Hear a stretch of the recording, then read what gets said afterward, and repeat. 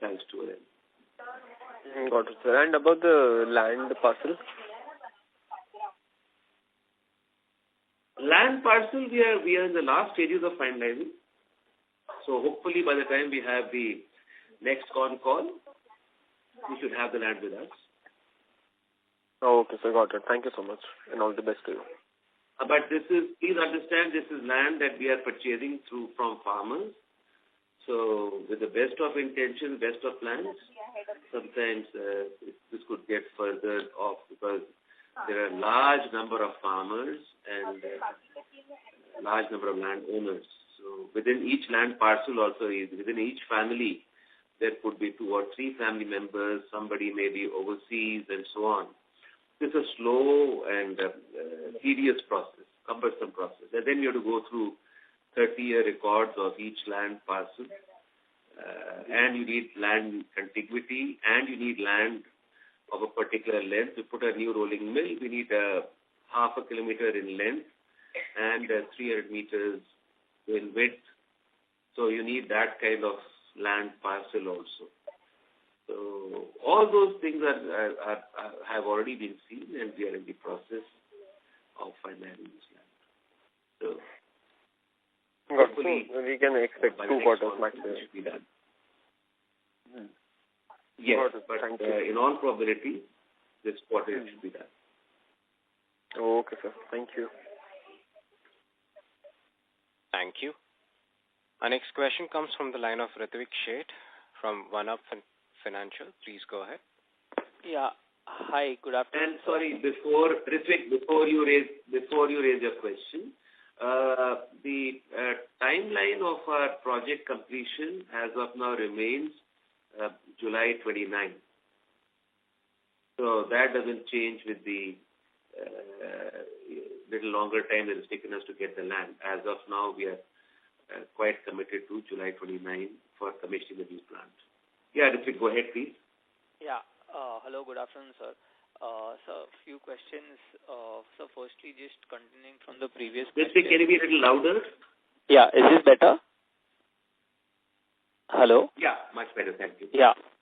So have you spent anything on the new plant in the current half? Because the capex. The new plant,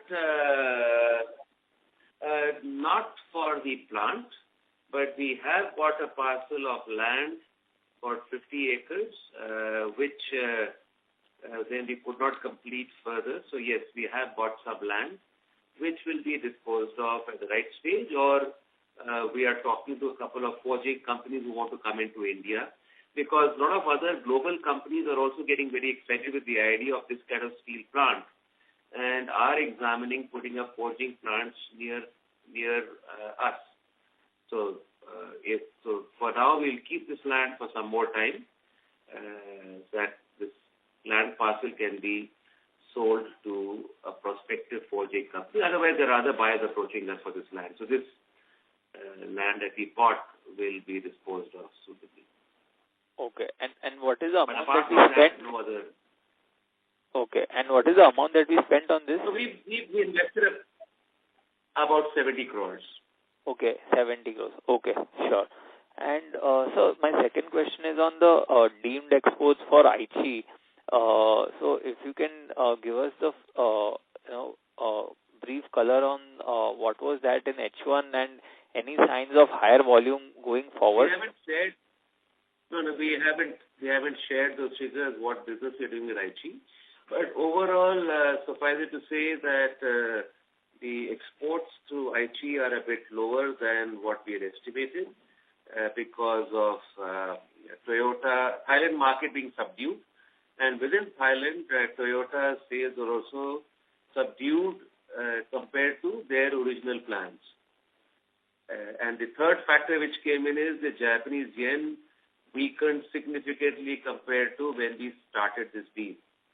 So yen has moved to 145, 150.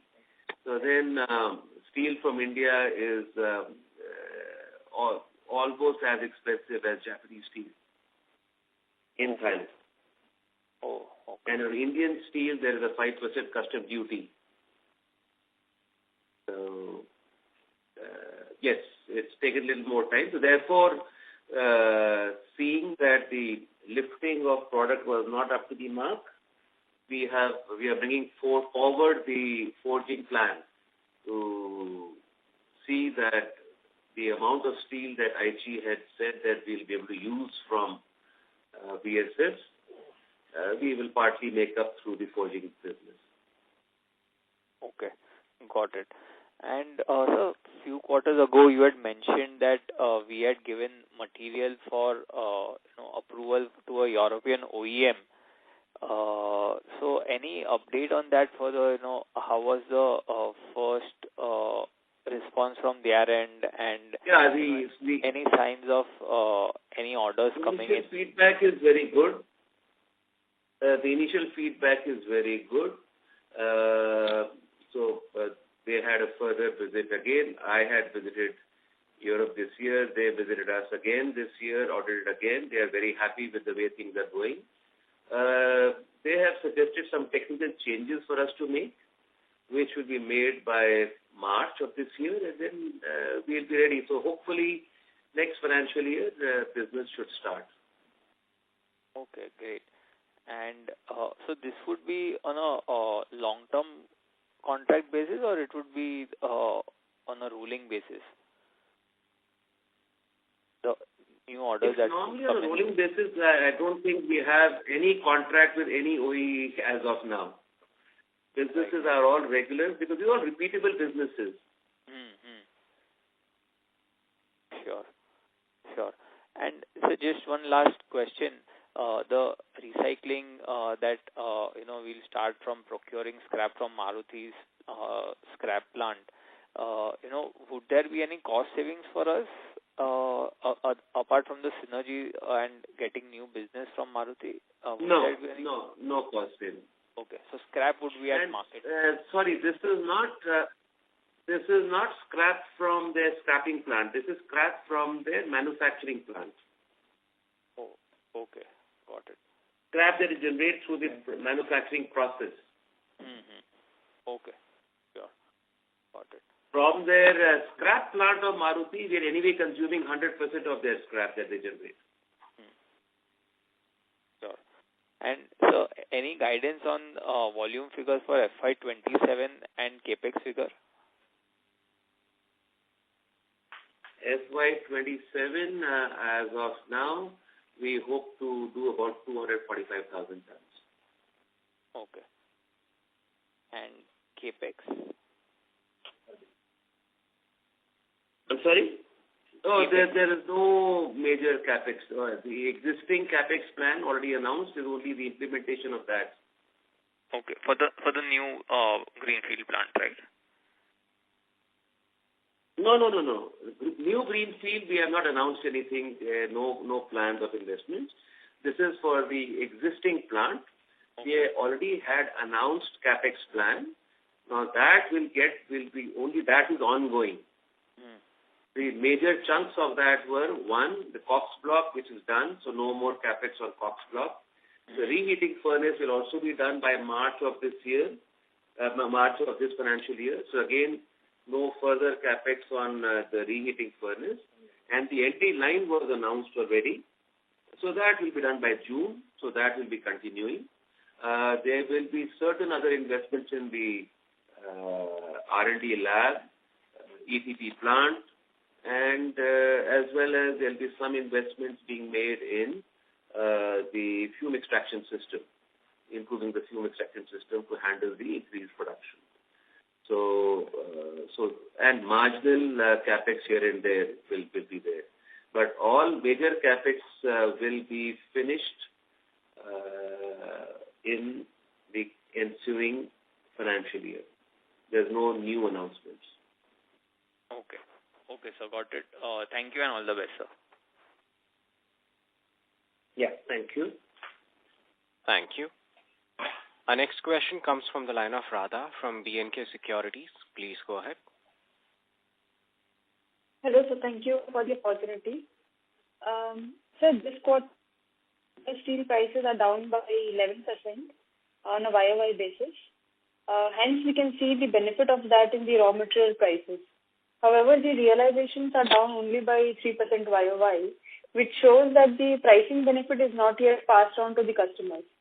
So will it be passed on in the next quarter, and hence the next quarter gross margins are expected to be lower than this quarter? So prices will be lower in next quarter than this year. That part is correct. And it would be correct to assume that there's a possibility that the EBITDA margin for third quarter will be a bit lower than second quarter. That part is correct. That's why we always give a range of that rather than a precise amount.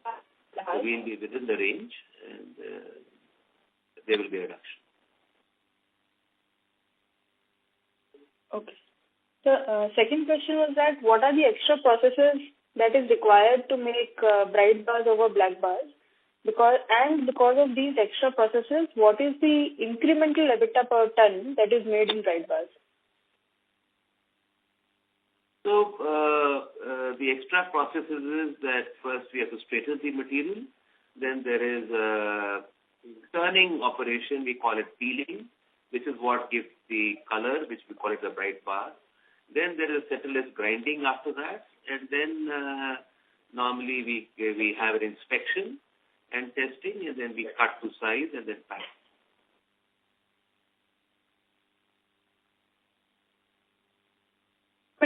Sir? There is no defined increase. We have not shared what is the increase in EBITDA thanks to bright bar, because there's no way to compute that, because the prices are specific to customers and they're not necessarily linked to the black bar prices, and there's a standard increase in EBITDA because of bright bar. Sometimes it's the cost of being in business, and sometimes it adds to the profitability.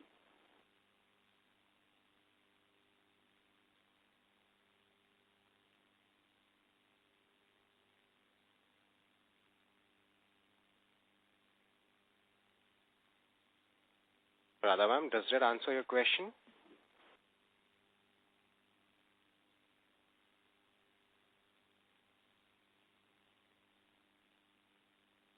Ma'am, we are not able to hear anything from your line. We can move to the next question, then she can come back if she has any doubt. Thank you. A reminder to all the participants, if you wish to register for a question, please press star and then 1. Our next question comes from the line of Meera Mittal, an investor. Please go ahead. Thank you, sir, for the opportunity. Sir, could you please elaborate on the key growth drivers that you foresee over the next 3 years, like domestic demand revival, export opportunities, any aftermarket segment contributing to your growth strategy? So overall market growth, because Indian auto still is expected to go up to about 10 million cars, or that's one estimation, or 8 million cars is the other estimation by 2035. So going towards those numbers, these numbers will keep growing with the growth in the economy. So that's one part. Second driver will be some more approvals that are the development process coming in. So that will be the second driver. The third driver will be export of components, again coming back, as I said earlier in an earlier question, that in the second quarter we have seen a drop because of drop in exports to the US because of the tariffs. So as they get resolved in the next 3 to 6 months somewhere, that would be another driver. And lastly, some of the things that have already been approved, they are going to start from sometime next year and beyond. Plus, we were also going a bit slow because we had capacity constraints. After June of next year, those capacity constraints would largely have gone, and therefore we can also little freely produce material. Our supply is going to become better. Today we have long lead times because of shortage of rolling capacity. all those problems will get resolved by June. So we should have a better chance to sell. And the other major drivers are going to be green steel. That is very clearly something that most customers are talking about. And circular economy, which you already started in a small way with Maruti Suzuki. So as Maruti Suzuki increases the percentage of business they want to cover under circular economy, that will be one driver. Other OEs, they want to start this circular economy. That would be the second driver. And green steel is the third driver. Okay. Thank you, sir. We would be the best placed. We would be the best placed among the auto steel companies as regards green steel. The European companies coming to us are coming to us only because we have green steel.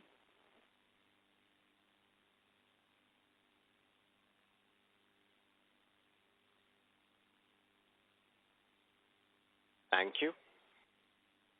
Our next follow-up question comes from the line of Radha from B&K Securities. Please go ahead. Ma'am, your line is not clear. Yeah, Radha, go ahead.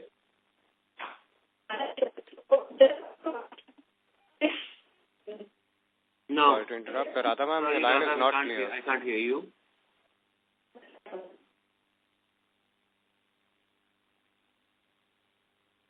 We'll move on to the next question. Our next question comes from the line of Nimish Pandya, an investor. Please go ahead. Hello, I'm audible? Yeah, Nimish. Yes, sir. Please go ahead. Thanks for giving me this opportunity. So basically, I have two questions. My first question is, what portion of your H1 revenue was contributed by the exports? Which regions and product categories were the key drivers of this export growth? Export is not a very large amount. I think it's about 6 to 7% or 8%. So it doesn't change from quarter to quarter. Right, sir. Okay. So my second question is, you had earlier mentioned the plans to raise debt for your upcoming plant. When do you expect to complete this debt raising? You had earlier mentioned plans to raise debt for the upcoming plant. Am I audible? Hello? Yes. So there are no plans of raising debt for now because we have enough equity lying with us. So when we need the cash, as the cash flows are required, so in all probability the debt will get raised in the year 2027, partly 2026 end, but mostly 2027. Got it, sir. Got it. Thank you. Thanks a lot. Thank you. So as you can see, we plan to keep a conservative balance sheet with the new plant because we have seen many companies who go aggressive on their funding and go on high debt equity and then land up into NCLT and so on. So taking a lesson from that, and as a group we have a long-term approach, conservative approach, so we will have a lower debt. We have already shared that we will never allow debt equity to go beyond 1:1. Our comfortable figure is 0.75 as the upper end, and target will be around 0.5. So even with this new plant, we expect to be only touching 0.75 for a brief period, if at all, and then coming down quickly to 0.5.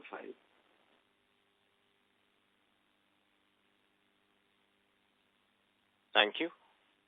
Before we take the next question, a reminder to all the participants, you may press star and then 1 to ask a question.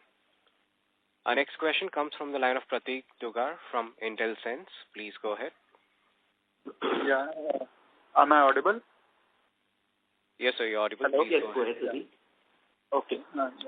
First of all, congratulations to the management for a great set of numbers. And I think a lot of initiative has been taken with the Aichi partnership to give us a good growth path for the company. I would just like to ask the management, like, what are the sustainable margins that we see for our business? That's the first question. As you said, From next year, we hope to have between 8,000 to 11,000 rupees EBITDA per ton. Okay, sir. And do we see, like, right now, I think... All going well in the next 2 years after that, we hope to increase it further, but we can't, but that is a hope. 8 to 11, there is a reasonable confidence that we'll be in that range from next year. Okay, sure. Okay, sir. That's it. Thank you.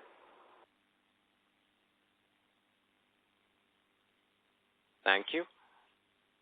Our next question comes from the line of Vinit Thakur from Plus 91 Asset Management Company. Please go ahead.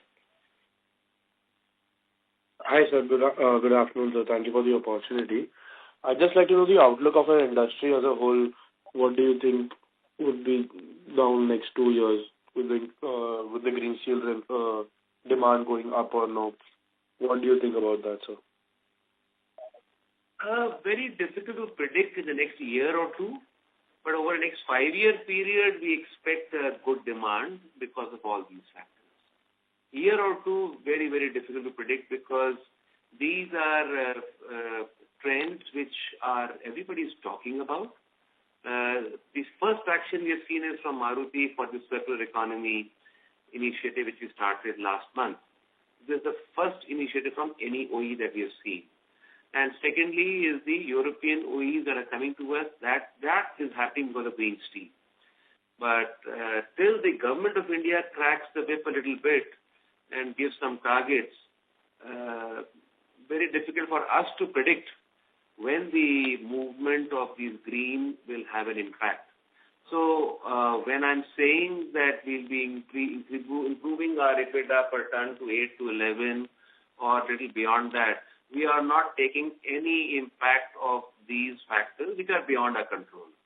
If green steel becomes a reality in India and becomes a requirement as it should, then there'll be a massive boost in terms of demand and therefore ability to improve margins.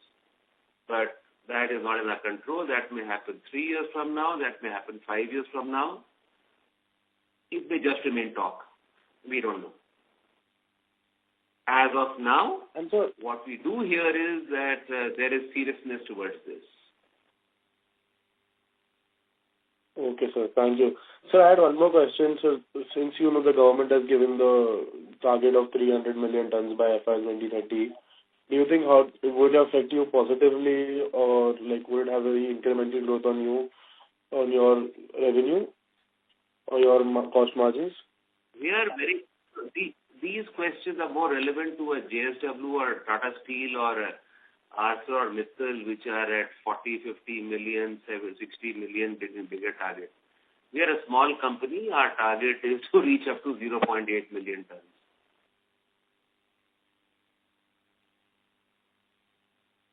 Okay, sir. Thank you so much. Thank you.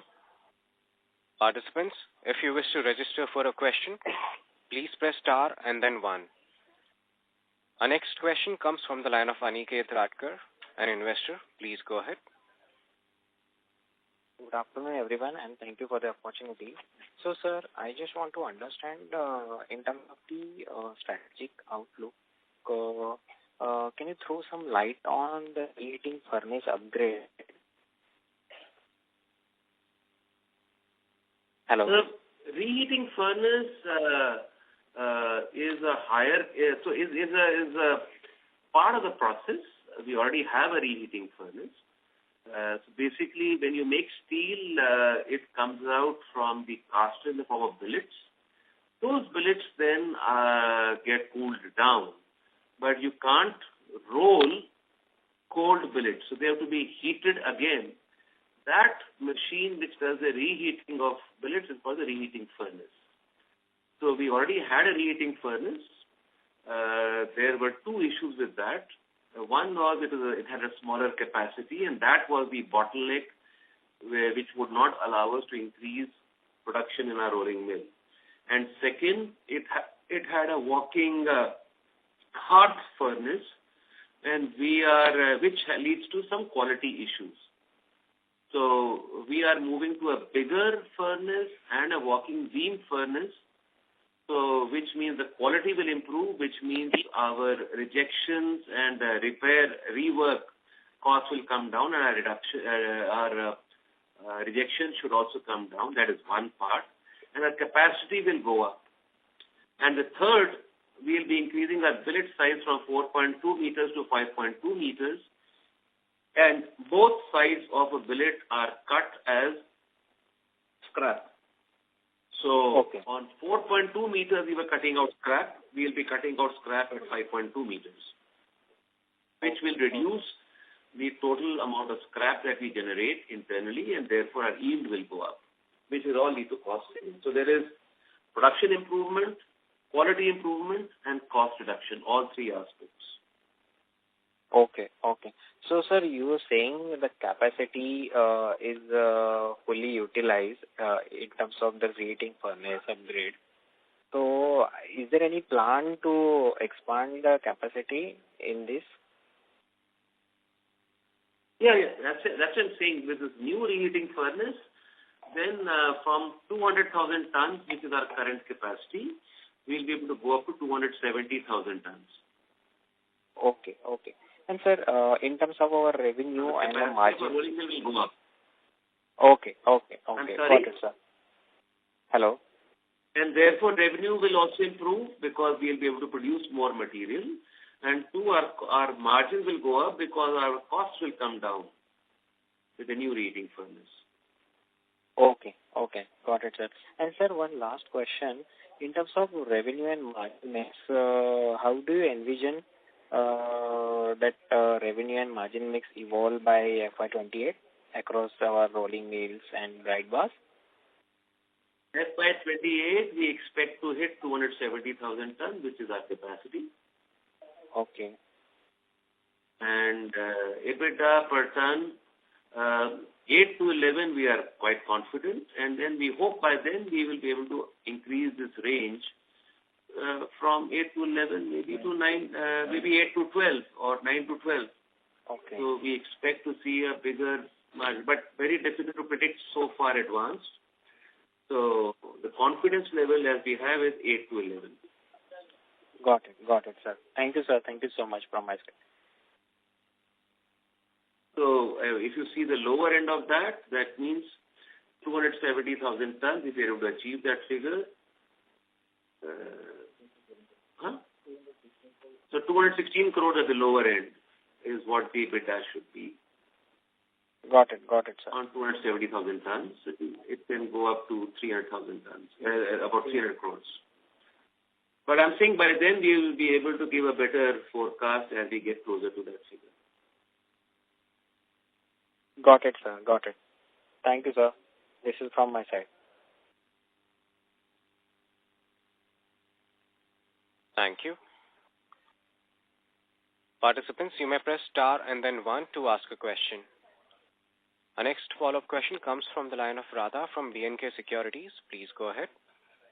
Hi, sir. Am I audible? Yes, ma'am, you're audible now. Yeah. Sir, what is the incremental cost per ton of the extra processes that happens in bright bars over black bars? We don't share those numbers. So generally for the industry, how much? It is 20. I haven't looked at industry numbers, so I don't know. And it's 25, roughly our bright bar is between 20 to 25%, and black bar is about 75 to 80%, roughly. So last question. In your previous calls, you had indicated that you will start supplying to auto OEs directly. So, sir, actually, yes, the products we already discussed that. I'm sorry? Yes, sir. So, OEs usually buy gears. For gears. This for is gears. For gears. And this is what we discussed a little bit earlier in the call of import substitution. So where the OE was directly importing steel from Japan, that steel is likely to come to us. So that approval process has been done. Now the question is, they have to take a decision when will they do the shift over, the switching over. Understood, sir. Thanks and all the best to you. And this will be the first case where we're supplying directly to an OE. Otherwise, normally we supply to tier 1s or sometimes tier 2s. Mm-hmm. Yes, sir. Thank you and all the best to you. Thank you. Thank you. As there are no further questions from the participants, I now hand the conference over to the management for closing comments. Ladies and gentlemen, thank you so much for having interest in our company.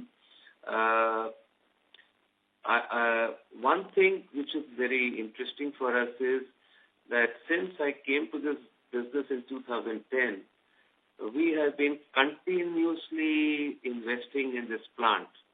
Now, thanks to those continuous investments, we have reached from 50,000 tons of production. We hope to reach 270,000 tons of capacity by next year and filling up the capacity in 2 to 3 years. After this, we should hopefully end our capex cycle as far as this plant is concerned. There is one idea which we are working on, which is if we can go even beyond this capacity levels. But that idea, once we are able to test it out, then we will share that may require further capex. But that is only if this idea works out. Otherwise, as far as we are concerned, this plant is now largely done. The future capex will largely go into the new plant and the forging business. The announcement of the forging business will happen by Jan. And as of now, the target commissioning of the forging line is also before July 29. So both these things which will happen simultaneously, the forging line as well as the new plant should happen simultaneously. But we'll have more details when we have our January Concall. So thank you very much, and we look forward to your remaining with us as we continue on this journey. Thank you. Thank you. On behalf of Adfactors PR, that concludes this conference. Thank you all for joining us, and you may now disconnect your lines. If you found this video helpful, please like, share and subscribe to Concall India for latest upcoming Concall.